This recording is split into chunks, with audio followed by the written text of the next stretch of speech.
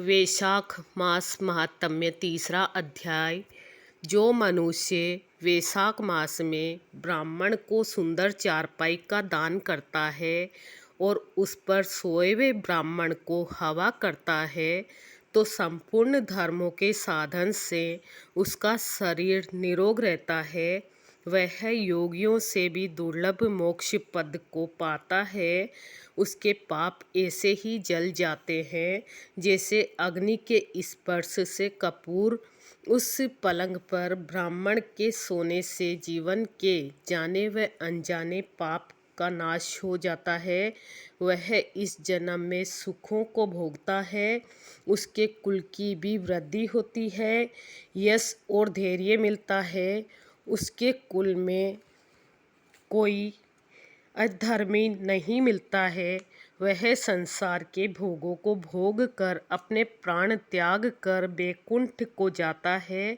जो वैशाख मास में ब्राह्मण को सुंदर तकिया दान करता है उसके सभी पाप नष्ट हो जाते हैं। बिना उसके मनुष्य सुखपूर्वक सो नहीं सकता और पृथ्वी का राज्य भोगता हुआ 7 जन्मों तक सुखी, धर्मपरायण तथा विजयी रहकर अपने 7 कुलों सहित मोक्ष को प्राप्त हो जाता है।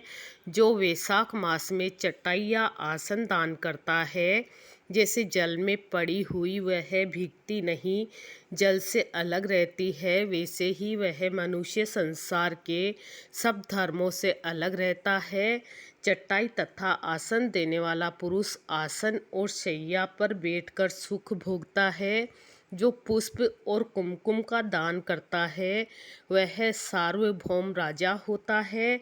जो जल से भीगी हुई चंपा तथा कुश का दान करता है वह सब पापों से दूर होकर सर्व सुख देवताओं से सहाय किया जाकर मोक्ष को प्राप्त होता है।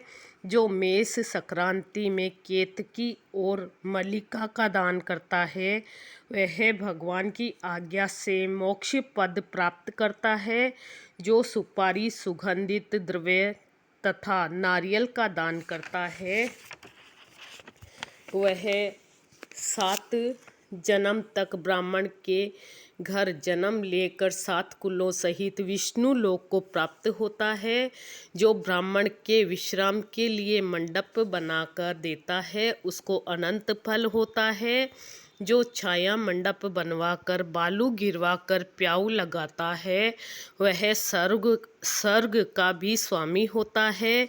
जो रास्ते में बाग, तालाब, कुआं, बावड़ी, प्याऊ आदि लगाता है मानो धर्म उसका पुत्र ही है। उत्तम शास्त्रों का सुनाना, तीर्थ यात्रा, जलदान, सत्संग, अन्नदान, पीपल का वृक्ष लगाना तथा पुत्र, यह सम्मान ही है। ऐसी संतान देवताओं को भी दुर्लभ है। जिनको संतान न हो उनको इनमें से एक काम अवश्य करना चाहिए। तीसरा अध्याय सुनाया है।